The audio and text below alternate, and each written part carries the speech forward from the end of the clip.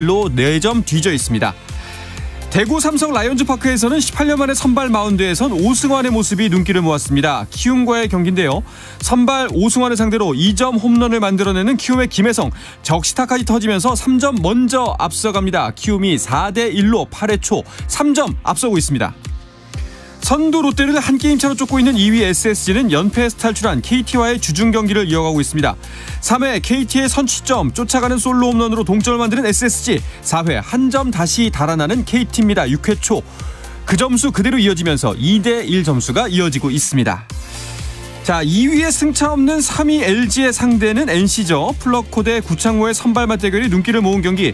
박민우의 솔로 홈런으로 선취점을 가져가는 NC. 하지만 구창모가 밀어내기로 한 점을 내주고 박동원에게 솔로 홈런까지 허용하면서 경기는 역전됩니다. 2대1의 상황이 7회 초까지 이어지고 있습니다. 마지막으로 4위 두산은 한화를 홈으로 불러들여 경기를 하고 있죠. 오늘은 한화가 연패에서 탈출할 수 있을까요? 2회 아쉬운 수비 장면이 나면서 한 점 먼저 내주는 한화입니다. 6회 말 그 점수가 그대로 이어지면서 두산과 한화 1대0입니다. 네, 어제 결승 3런 홈런을 때렸던 메이저리그 샌디에이고의 김하성이 3출로 활약을 이어갔지만 팀의 패배를 막지는 못했습니다. 김하성은 신시내티와의 홈경기에 7번 타자 유격수로 출전해 7회 안타를 뽑아내는 등 1안타 2볼넷을 기록하며 3번 출루에 성공했습니다. 김하성의 시즌 타율은 2할 2푼 8리로 소폭 올랐지만 팀은 연장 10회 결승점을 허용하면서 1대2로 역전패했습니다. 프리미어리그 아스널이 5경기 만에 승리를 챙기며 선두에 복귀했습니다. 아스널은 첼시와의 리그 34라운드 홈경기에서 웨데고르의 멀티골 등을 앞세워 3대1로 승리했습니다. 지난 4경기 연속 무승에 그쳤던 아스널은 2위 맨체스터 시티를 승점 2점 차로 제치고 선두에 복귀했지만 2경기를 덜 치는 맨시티가 여전히 우승 경쟁에서는 유리한 상황입니다. 축구대표팀 공격수인 울버햄튼의 황희찬과 셀틱의 오현규가 소속팀 유니폼을 입고 한국에서 격돌합니다. 오현규의 소속팀인 스코틀랜드의 셀틱이 홈페이지를 통해 올여름 소화할 프리시즌 투어의 한국 일정을 발표했는데요. 셀틱은 오는 7월 26일 수원 월드컵 경기장에서 황희찬이 뛰는 울버햄튼과 친선 경기를 치릅니다. 한편 무리뉴 감독이 이끄는 이탈리아 명문 AS 로마는 창단 20주년을 맞은 인천 유나이티드와 친선전을 갖는데요. 7월 29일 AS 로마 대 울버햄튼, 8월 1일 AS 로마 대 인천 경기가 차례로 인천 아시아드 주 경기장에서 열릴 예정입니다. 한편 AS 로마는 이번 방한에 앞서 7월 26일 싱가포르에서 토트넘과 친선 경기를 치릅니다.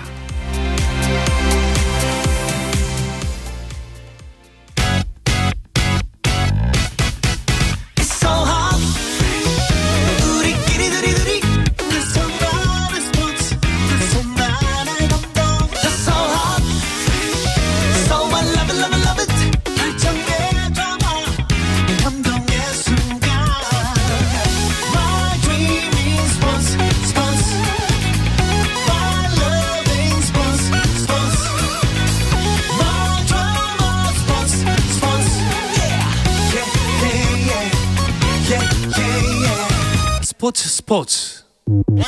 Shout out to them people.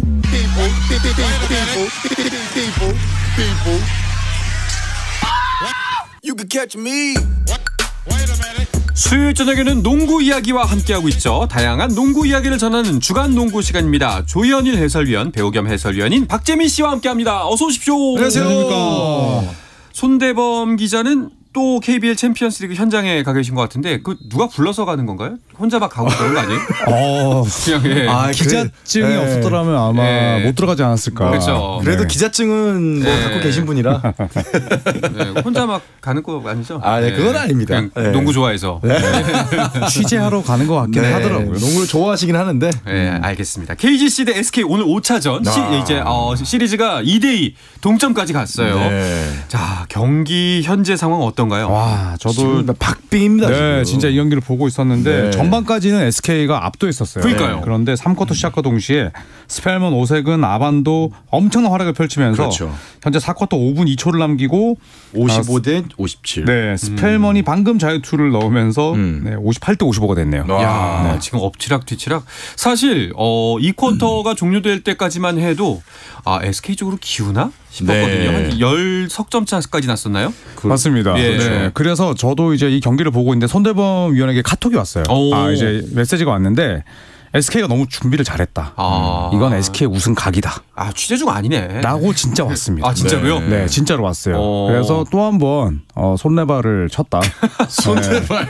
이 쿼터에 이런 메시지를 보냈을 정도로 사실 그만큼 SK가 압도적이었는데 야 전반 끝나고 참 KGC가 좋은 팀인 게 바로 게임 플랜 수정해서 템포를 끌어올렸거든요. 그러니까 SK 같은 경우는 바로 직전 경기에서도 보여줬지만은 베스트 5에서 김선영 선수, 장효곤인 선수를 빼면서 이들의 체력 안배를 유도를 하고 그 후반전에 페이스를 올리는 전략을 취함으로써 KGC를 정말 예상하지 못했던 전략으로 1승을 가져갔었거든요. 오늘도 베스트 5에서 빠지고 김선영 선수랑 장효곤이가 이제 후보 선수로 들어왔는데 지금 그 전략이 주요했던 것은 전반전이라면 지금 후반전 들어가서는 지금 스펠맨, 오세근, 변준영 선수까지 득점을 지금 두 자릿수 득점을 계속 올려주면서 KGC가 지금 분위기를 상당히 가져가고 있는 것을 보입니다. 4쿼터입니다 이제. 그리고 진짜 양팀 선수도 굉장히 치열하게 경기하고 있는데 오늘 경기 굉장히 중요하죠. 그렇습니다. 오늘 경기를 잡게 되면 챔피언 결정전 5차전을 잡는 팀이 우승 확률이 81.8%니까 그렇죠. 상당히 압도적이라 볼 수가 있고 그리고 오늘 선수들 뛰는 거 보니까 그냥 내일이 없는 7차전처럼 뛰거든요. 그러니까요. 그래서 오늘 진 팀은 1패 이상의 아픔이 있을 것으로 보여서 와 5차전 승자가 거의 우승하는 분위기로 지금 경기 양상이 흘러갑니다. 네. 자, 진짜 이번 농구 팬들에게 정말 선물 같은 결승전 시리즈가 아닌가 싶습니다. 특히 그렇죠. 오세근, 김선영 이 두 노장이라 표현하기도 좀 민망할 정도로 맹활약을 펼치고 있어가지고 이 두 선수를 보는 것만으로도 즐거워요. 네, 맞습니다. 오세근 선수는 이번 시리즈 평균이 더블이고요. 또 김선영 선수는 자밀원이가 상대적으로 부진한 과정에서 승부처를 또 접수하고 있고 그리고 주전으로 뛰든 벤치로 뛰든 엄청난 활약을 펼치고 있는데 결국 이 오세근을 도와줄 수 있는 아반도 또 SK에서는 김선영을 도와줄 수 있는 허일영 또 최부경 최성원 선수가 잘해주고 있거든요. 자, 이런 롤플레이어들이 번갈아 활약을 하면서 현재 2승 2패 아주 팽팽하게 맞서고 있습니다. KGC 같은 경우는 지금 특히나 어시스트 개수가 SK를 지금 압도하고 있어요. SK 같은 경우는 지금 어시스트가 5개 기록이 되고 있는데 안양시 KGC 같은 경우는 지금 두 자릿수 어시스트를 기록을 하고 있거든요. 그만큼 지금 게임 플랜에 있어서 게임 전략에 있어서 수정을 하고 나온 부분들이 지금 굉장히 주요하고 있는 것 같습니다. 네.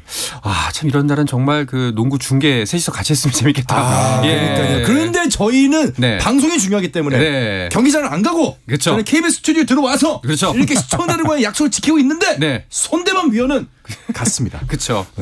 손내발을 치고 말이죠. 부럽네요. 아까 잠깐 짚어주시겠습니다만 이 5차전까지 오면서 두 감독 전희철, 김상식 감독의 전술 변화도 굉장히 한 가지의 볼거리의 축을 담당하고 있어요. 그렇죠. SK는 아까 박재민 의원 말씀대로 주전 없이 일단은 스타팅 5 원래 벤치 멤버들을 먼저 또 내세우기도 했었고 그리고 또 문경원 감독 시절에 이끌던 그 드롭전은 아니지만 어쨌든 좀 비슷한 형태의 3위 지역방을 들고 나와서 KGC의 외곽을 봉쇄하기도 했습니다. 또 반대로 KGC는 오늘 3쿼터에서 나왔듯이 강력한 풀코트 프레스 그리고 경기 속도를 끌어올리는 이 업템포 농구를 갖고 나오고 있거든요. 그래서 이번 시리즈는 경기 도중에 양팀 감독들이 조정하는 것들보다는 시리즈 전체를 조정하는 능력들이 상당히 재밌어요. 그래서 아마 많은 농구 팬들에게 좀 기억에 남을 그런 시리즈가 될 것 같습니다. 그렇습니다. 야, 지금 그 4쿼터 5분여가 좀 지나고 있는데 또 역전했습니다. 60대 58이에요. 서울 SK가 2점 앞서가고 있습니다. 자, 지난주 같은 경우에만에는 SK 우승을 예상했던 주현일 위원이 기세가 등등했는데 한 주 사이에 팽팽한 상황이 돼버렸어요. 지금 그리고 5차전 상황 역시도 팽팽한 상황이고요. 네, 조현일 위원께서 항상 얘기하시는 공은 둥글다. 사실 전문가들이 전문가인 이유는 예측을 잘해서 전문가가 아닙니다. 그 상황을 잘 파악을 하고 그 경기 분위기의 이 이유 왜 SK가 이기고 있으면 이기고 있는지 KGC가 이기고 있으면 왜 이기고 있는지 그걸 분석을 잘해서 그렇지 사실 예측을 잘해서 전문가는 아니거든요. 그렇군요. 그런 거 보면은 조현일 위원이 기세 등등한 게 이해가 된다. 박재민 위원은 이제 인상공사의 그 반격 예상하셨잖아요. 그렇죠. KGC가 올라올 거라고 예상을 했는데 와 오늘 경기를 보니까 야 이거 누가 이기건 간에 아까 조 위원님께서 말씀하신 것처럼 지는 팀은 1패 이상의 충격일 것 같아요 지금. 지금 선수들이 이 몸살 날 정도로 지금 뛰거든요. 그래서 점수가 사실 지금 많이 난 편은 아니잖아요. 많이 난 편 아니죠. 그런데 이 루즈볼 그러니까 주인 없는 볼을 향해서 선수들이 뛰는 것도 그렇고 경기 속도도 빠르고 야 오늘 경기 승자가 좀 아주 크게 웃을 것 같습니다. 네. 그렇다면 사실상 뭐 어떤 팀이 우승을 할 것인지의 예측은 지금 이런 명승부 속에서는 좀 추측이 좀 실례인 것 같다는 느낌이 들 정도입니다. 네, 그렇다면 그렇죠. 이거 한번 예측해 보죠. 두 분께서는 과연 이번 챔피언 시리즈 7차전까지 간다 안 간다? 6차전까지 간다. 네. 저는 네. 간다고 봅니다. 그래도 네. 어떠세요? 간다고 봅니다. 저는 이제 6, 7차전이 KGC 홈이잖아요. 네. 네, 그런데 이제 그런 부분들보다는 오늘 경기 패배한 팀이 그 상실감과 체력 난조에 대한 네. 그 변수가 크기 때문에 저는 누가 이기더라도 6차전. 6차전 7차전까지 안 간다. 6차전. 네. 그렇죠. 알겠습니다. 왜냐면 사실 저 베스트 5에서 김선영 선수와 자밀원희 선수를 뺀 것도 체력 안배를 위한 거거든요. 그렇죠. 그 정도로 지금 시리즈가 굉장한 체력 소진의 양상으로 가고 있기 때문에 네. 6차전에 끝나는 걸 선수들도 원할 거예요. 누가 우승하건 간에 제발 6차전에 끝내자. 여기까지 하자. 네. 네. 알겠습니다. 혹시나 이제 방송 들으시는 농구에 아직 관심을 못 갖는 분들이라면 이번이 정말 농구에 푹 빠지기 좋은 기회라는 거 최적기입니다. 네. 아셨으면 좋겠습니다. 자, 또 다른 농구계 소식 짚어보겠습니다. 고양 캐롯. 이라는 이름은 이제 역사 속으로 사라지게 됐군요. 네, 뭐 1년 만에 이제 팬들의 뇌리 속에서 없어지게 됐습니다. 원래는 이제 뭐 고양 오리온스, 또 고양 오리온, 그리고 또 고양 캐롯을 거쳐서 고양 데이원으로 구단명을 변경하게 됐는데 사실 고양이 또 농구 열기가 상당히 맞아요. 네. 뜨거운 곳이거든요. 네. 그렇죠. 경기장 분위기도 좋고. 그래서 이제 고양 데이원의 이 농구 선수들이 또 농구에만 집중할 수 있고 또 고양 농구 팬들이 또 선수들에게만 또 사랑을 보낼 수 있는 그런 이 환경이 좀 조성이 됐으면 좋겠습니다. 네. 네. 이게 이름이 정리됐다고 해서 사실상 지금 이 구단 운영에 대한 상황이 정리가 된 건 아니죠.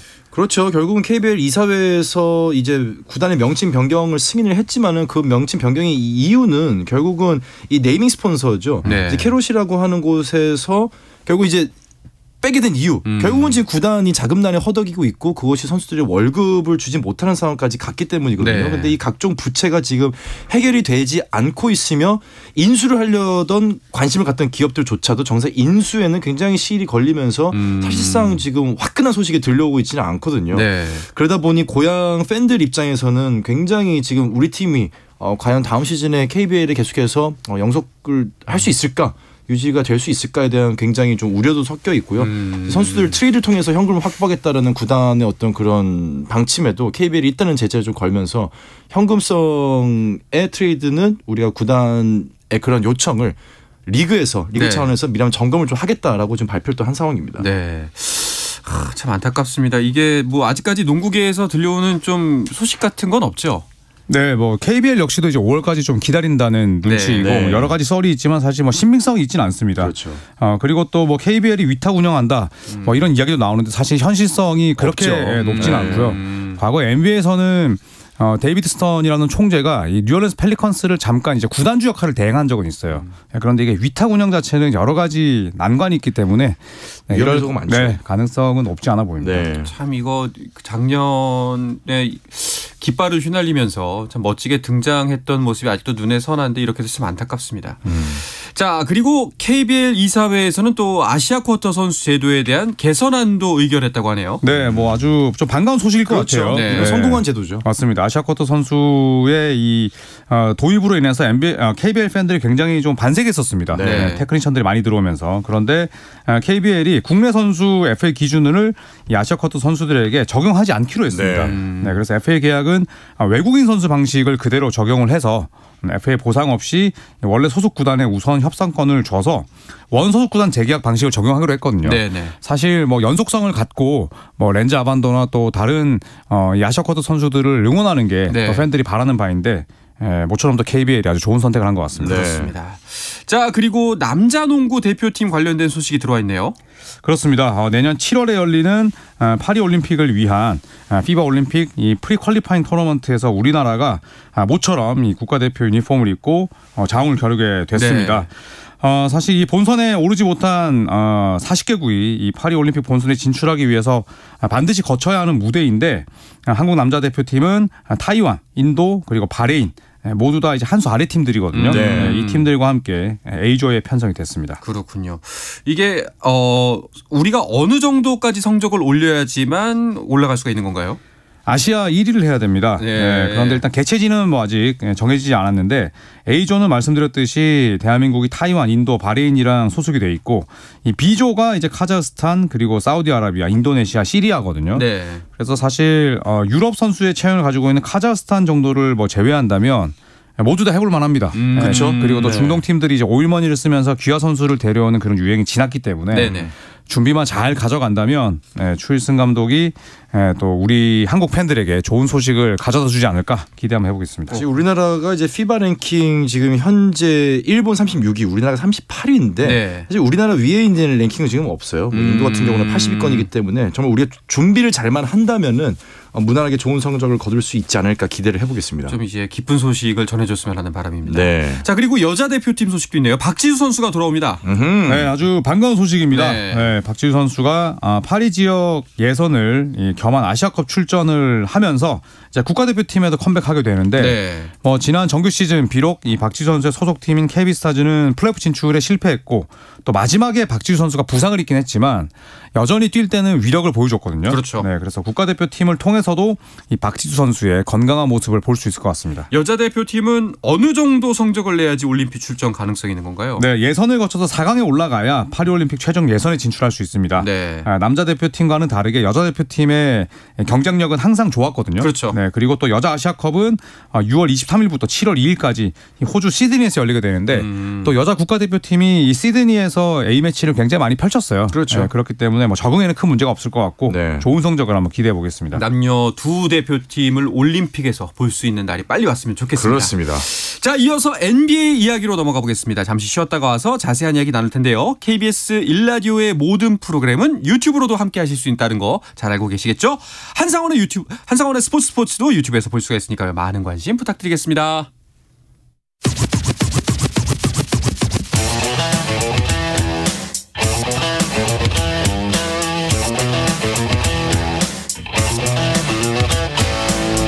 짜릿함이 살아있는 시간, 한상원의 스포츠. 수요일 저녁의 농구 이야기 주간 농구 듣고 계십니다. 조현일 해설위원, 배우 겸 해설위원인 박재민 씨와 함께하고 있습니다. 자, NBA는 플레이오프 2라운드 일정에 돌입해 있습니다. 각 컨퍼런스별로 4강이 결정이 됐습니다. 서부의 대진은 어떤 대진이 만들어졌나요? 네, 세미파이널 1번 시드 덴버 너게츠가 4번 시드 피닉스 선즈와 맞붙게 되고요. 그리고 6번 시드인 골든스테이트 워리어스가 7번 시드인 LA 레이커스와 맞대결을 펼치고 있습니다. 빅매치가 만들어졌어요. 자, 골든스테이트 워리어스 대 LA 레이커스의 대결 성사가 됐습니다. 오늘 1차전이 있었죠? 네, 오늘 1차전의 승자는 원정팀 레이커스였습니다. 커리 대 르브론의 만남으로 관심을 모았는데 오늘 경기에서 가장 눈에 띄었던 선수는 앤서니 데이비스였고요. 네, 오늘 무려 30득점 이상, 20개 리바운드 이상, 어시스트 5개를 기록을 하면서 팀 승리를 이끌었습니다. 그렇군요. 자, 1차전의 가장 큰 승부의 갈림길 어디서 결정됐다고 보시나요?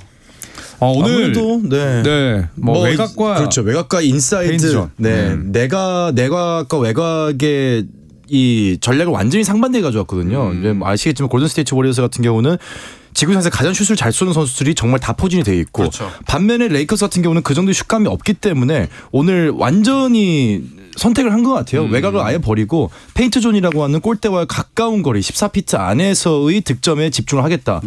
페인트 존 안에서의 득점이 2배 이상 차이가 났고요. 뭐 이제 리바운드 개수나 이런 데서도 레이커스가 압도를 했기 때문에 안쪽에 있는 문을 잘 걸어 잠근 레이커스가 바깥쪽에 있는 문을 열어 제치려고 했던 워리어스를 상대로 더 굳건한 성벽을 쌓아 올렸다. 이렇게 판단하고 싶습니다. 그렇군요.